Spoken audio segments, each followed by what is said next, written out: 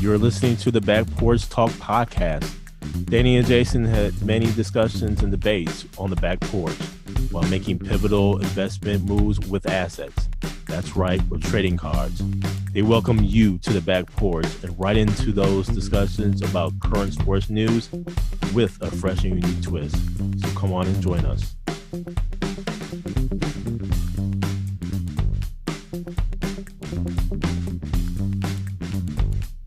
Welcome to the Back Porch Talk podcast. I'm your co-host, Jason. This is your co-host, Danny. And we have a fun-filled show for you today. Listen, we're going to actually talk about the Mike Tyson versus Roy Jones Jr. fight. And then we'll get into the COVID situation in professional sports. But first, let's go ahead and get into this Tyson Roy Jones Jr. fight, man. Look here. Mike Tyson and Roy Jones Jr. will be fighting in an exhibition fight on September 12th. It won't be 12 rounds. My understanding, it is going to be 8 rounds. I don't believe it's going to be any headgear on. Nope. It's going to be just a straight up fight. I don't know what is going to actually happen in this fight. I do know, though, that it is going to be unpredictable because that's what Tyson brings into the ring. But I believe that they're going to get a fair number of people who's going to get this pay-per-view, man. Yes. I believe people are going to get this pay-per-view, man. I believe they're going to make some money off of this. Man, Cat's been watching those Tyson clips, man, hitting that heavy bag. Man, listen, Roy Jones Jr., please, go ahead and cancel this fight, man. I just don't. Well, before I get into that, man, let's go to this tail of the tape right quick. So, yes, we have Mike Tyson, who is about 5'10". His reach is about 71 inches. He's 54 years old. And then you have Roy Jones Jr., who is about 5'11". He has a 74-inch reach, and he is 51 years old. Roy Jones Jr.'s record is 66-9. And then you have Mike Tyson's record, which is 50-6. It doesn't matter, man. Let's throw the records out of here, man. Records don't count in this. To me, it's about the reach, the height. In the heavyweight division, Tyson historically had to face some taller fighters. Just by every fighter that I can remember, I mean, Tyson always had to punch up. For Roy Jones to be just about the same height, I mean, you could take away that aspect of Tyson having to punch up. But it's just going to be an interesting fight, man. This is supposed to be 8 rounds, man. I don't think it's going to go 8 rounds. It's going to be real, man. Like you said, man, everybody done watched the clips of Tyson hitting that heavy bag, man. I just don't know what's going to happen, man. I really hope that this doesn't turn into, I believe it was a Rocky IV situation when Apollo Creed and Drago got up in the ring, man, in the exhibition, and Drago just went ahead and killed Apollo Creed, man. Everybody felt that, man. He was like, man, this is an exhibition, and this dude is killing Apollo Creed. Sad day, Jay. It was a sad day. Hey, look, man, everybody was hurt on that one. I just hope that, both fighters do remain safe, man, throughout all this. And looking at the videos of Roy Jones Jr. and where he's just kind of in his stance and he's kind of just punching slow, it seems like his strategy, just purely from the video, is I'm going to use my reach. I'm going to jab him. I want to get him into the later rounds to probably tire him out and then, do what I do. I don't know. What do you think? Well, if you remember the Roy Jones, when he was on top of the world, he relied on his athletic ability. He was so quick and he had the power to knock somebody out. So that's where it's intriguing in a way, because this fight was supposed to happen back in the early 2000s. And I look at Roy Jones Jr. I just don't know if he can't. I don't know how fast he's going to be able to move. Man, if that's what if you look at the end of his career, he didn't have it. He wasn't moving, man. And now he's 51. Come on, man. So Roy wasn't moving. No, and that's the problem with the fight now, because he's not he can't move the way he used to. So that's when you see Tyson. But if he takes Tyson past, I say the 5th round, I think Roy Jones Jr. has a legitimate chance to win. Man, listen, because I think Tyson gonna be coming out trying to take his head off. That's what the other thing I'm worried about with this fight, man. Someone getting really seriously injured. somebody going. That's what I'm worried about. You saw the pun. You saw the videos, man, of Tyson practicing, and how he's just going to just be like a bulldog and just come right at you. That's what I mean. So if Roy Jones Jr. can't get out the way like he used to be able to, it's going to be a problem. And that's where he's going to have to jab the hell out of Tyson, man. The first few seconds. Yep. And jab and run. He has to go Mayweather style or like he used to. And I don't think he has it in him. I don't think he has it in him either, man. I saw like the last few fights. Well, I can't even say that. I saw the highlights of the last few fights of Roy Jones. Mm-hmm. And I looked at the knockouts, him getting knocked out. Yes. And some of those were, man, he just didn't see it. He didn't see it coming. Mm-hmm. Or he just couldn't react to it. Or it was even to a point where I remember one knockout, it just felt like it seemed like it was a tap on his chin. Yep. And he was out. And so I'm like, man, if Tyson just gets a hold of your chin one good time, mm-hmm. I think he's going to be knocked out, man. Yep. If this is successful, though, if it's a legitimate fight and it goes a number of rounds, this is something they're trying to take to the next level where they're having like this legend circuit. Man. I forgot the term they're using for this, but like Evander Holyfield saw this, he's like, where was my invite? So right. Hold on, Evander sure doesn't need to get in the ring, man. So and that's if you listen to Evander speak right now, mm-hmm. sometimes in listening to Roy Jones Jr. as well, it's like, man, I just can't understand him. I'm just gonna be straight up. Like I said, that's my biggest fear with this whole fight is someone getting seriously injured. So I'm very intrigued by it, though. So I will be trying to see what it's about for sure. See, and that's the thing, man. I think it's going to do very well on pay-per-view. Oh, big time. Purely because, for one, people want some live sports to see. Yes.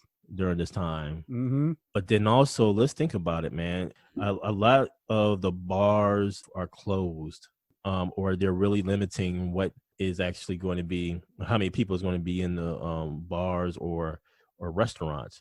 Yep. I think people are going to individually purchase this thing just for a sense of entertainment. So I think they're going to get some pretty decent numbers. Let me ask you this. Who you got in what round and how? Here are my two trains of thought. One is going to be Tyson in the 2nd by knockout, or it's going to be Roy Jones Jr.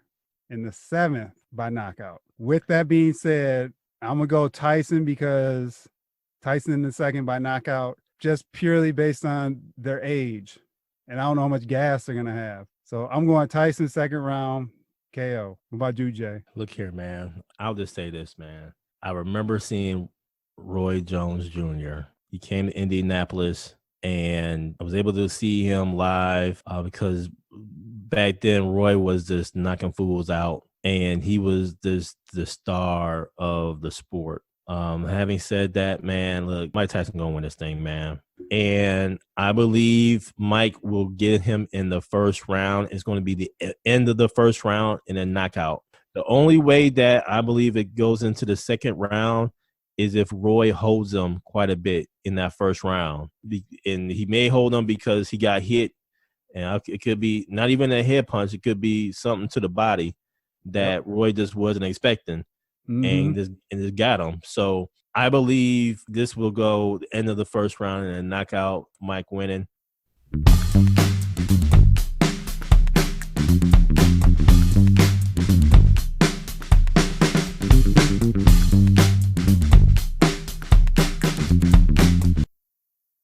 So the other topic that we have is regarding each sports organization has its own strategy of playing their respective sport during the pandemic, whether they're starting the season or resuming the season. As I mentioned in the previous show, I just don't think, and I just don't really understand why baseball and football is actually flying to different cities, staying in different hotels, and playing in empty stadiums. I just don't get it. I just don't understand. That's just a whole nother variable to go ahead and add. I just don't get it. I think the NBA has done this right. Not only have they done it right, but I believe they have shown America what it takes to actually do away with the virus in your own community. Testing, staying away, following certain rules, or whatever the case may be, and then going ahead and really playing your sport. They've successfully have started or resumed their season, and I believe they're going to be the only sport to actually crown a champion this year in the sport. Them and also hockey.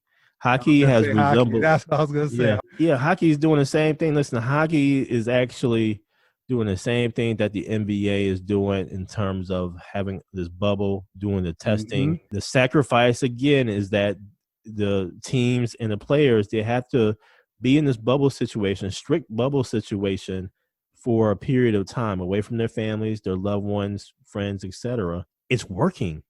Yes. And the players are not going out. They have strict rules on that where they have to stay within the confines versus Major League Baseball. The players, they go home, like we talked about in the last show. They go home. You don't know who's been in their house.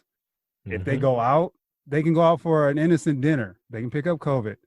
So now we're seeing backfire a little bit on MLB, and they're trying their best to keep the season moving with these teams having to postpone series.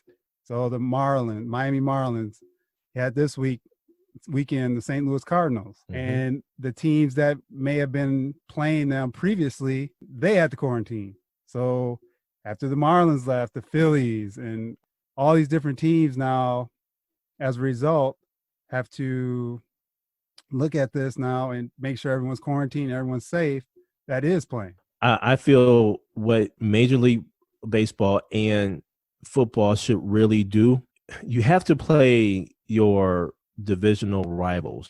Why not just have a dedicated stadium in that division, in each division, and then have the teams in that division stay in a bubble situation and then play the games, the divisional games. For those non-divisional games, you have to travel to that actual bubble. So prime example would be, let's just say in football, where you have the NFC North. Just use the stadium, say for instance, and not to be a homer here with the Packers, but let's just say Minnesota.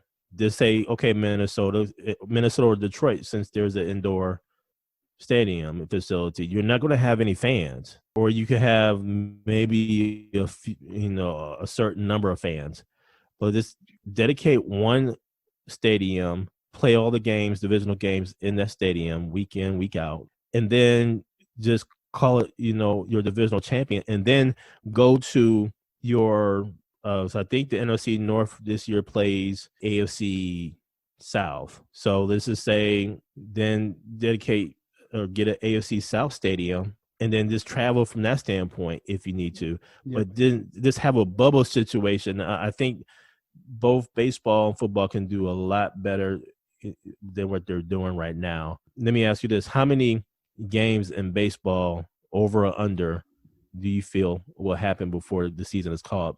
Over under 25 and a half games. Honestly, I think it's going to go over because there's a lot of money involved.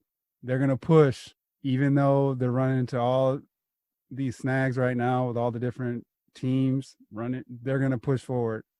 And I don't know if they use like a percentage for to say you made the playoffs versus number of wins or whatever they're going to do to get this season completed. But it seems right now they're just going full steam ahead, and they had to expect something like this. I just think that now it's just their contingency plans and seeing that play out. So the NFL, I think, is the winner in all of this, just from the standpoint they can see this now and say, we may need to change some things where if they're following the baseball concept and letting people go home and do what you need to do, they're going to run to the same scenarios. So the NFL can actually observe this since they're following the baseball method and say, how can we address this without compromising the season? I'm not saying it's right. I'm just saying at least the NFL still has a month window before their games kick off to say, all right, how are we going to address this, this, and this? Because baseball is the guinea pig from that standpoint of traveling and not doing the bubble. You said answer my question. You said over. So you said over 25.5. Yeah. I'm saying under, man. Listen, I think it's going to be 24 games. I think the players now really start to get fed up. You have Lorenzo Cain, outfielder for Milwaukee Brewers, who just opted out of the rest of the season. There's a few other players that's opting out for the rest of the season, high quality players as well. So I think the players are seeing this. They're seeing the debacle, in my opinion, of what's happening with the Florida Marlins, now St. Louis Cardinals. The Phillies have had it as well. You just don't know. You don't know where they caught it. You don't know who they interacted with. The tracing model is not there. The tracing model is not going to be there. Even so, let's just think about the flights back and forth from city to city. A whole nother variable there that we talked about. So I just think that people are going to really start opting out. Players are going to stop opting out of this season. And we're seeing that in football too. You saw the New England Patriots. A lot of their players are opting out of playing purely because the plan that Major League Baseball and football has, in my opinion, it's just not put together well. Even though they may have contingencies, to me, that plan A of keeping the players safe, I just don't feel it. Some of it too is accountability. Let me ask you this. I know that there has been a couple of football teams that have said they're going to have a few fans in the stands to recoup some dollars. Is it even worth it? I don't think so. I think you see this model, you go through the season, do it without fans, keep the variables low as much as you can. You bring fans in, like we've talked about in the past, that's another variable you have to worry about. And it just right now it just doesn't make sense. Just go through 2020. Let's get through 2020 and then season 2021. All right, let's introduce fans back into this now that we've had ample amount of time to possibly have a vaccine in place and understand our learnings from this year. I know it's a money grab, but you still got to be smart about it, I think. I said 24 games for Major League Baseball before. Once they hit 24, I think they'll call the season. I don't think we're going to have an NFL season. I really don't. They may get off 1-2 games, maybe, but I think that might do it.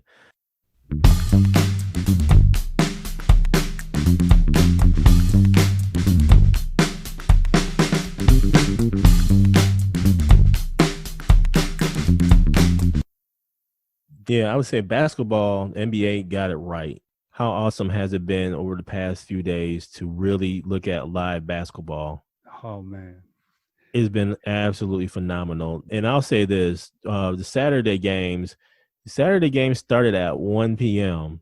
and it went throughout the entire night. Yes. So about 1 p.m. Eastern Standard Time to had to be about 11 o'clock p.m. Yep, it was watching that Raptors-Lakers game. Yeah. And so the way that the NBA has done this, they've done it right. Curious as to their viewing ratings. Just in talking about that, I mean, let's look at some of the teams really quickly. Yep. And let me get your thoughts about the teams and just how the NBA is handling this, Danny. First off, I want to tell you too that the messaging throughout these games, so the intros and the powerful commercials, puts a lot of things in perspective of what's going on currently in our current day environment. I think it's been intriguing to see these teams and kind of teams that have been flat coming out and the teams that have some energies. For example, that Thursday night kickoff, man, those dudes, Now they're not shooting the greatest right now because they're still, I think, trying to get their legs. But you watched that New Orleans Pelicans Utah game, went down to the end. Clippers Lakers game was like a playoff game. That Bucks Celtics game Friday night, man, intense, man, intense. And so that's been good. Just seeing Miami and how they looked yesterday, and just like I said, some of the teams, they're kind of trying to feel a way out, and you don't know too if they're trying to hold it back for the playoffs. But I watched Miami Denver yesterday, and Miami was like lockdown defense from jump. So it's been in the Raptors last night against the Lakers. So it's been great games, man. Even who's that the other day? Portland and Memphis when they went to overtime. And it was like 141. And there's been a lot of scoring in these games. Even though the shooting has been great, there's been a ton of scoring. Man, listen, there was absolutely no defense played in that Houston Rockets game. Dallas and Houston. Oh my gosh, there was no defense being played in that game, man.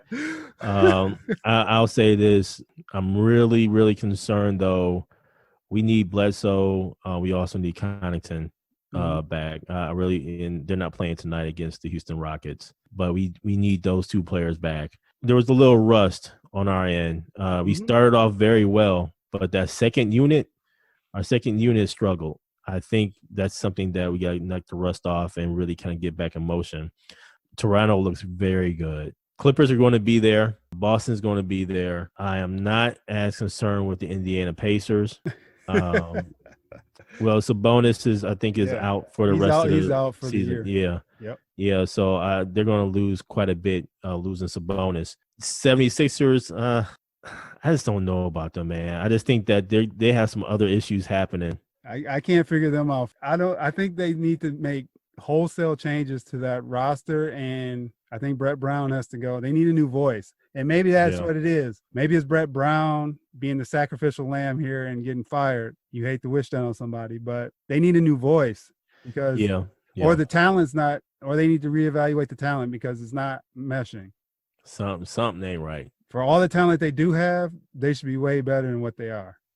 I mean, they're trying to put in Ben Simmons at the point forward position, putting a couple guards out there, taking the ball out of Ben Simmons' hands, which to me would be fine, but your backcourt has got to score consistently. So I don't know. I think, they sacrificed a lot of outside shooting this offseason.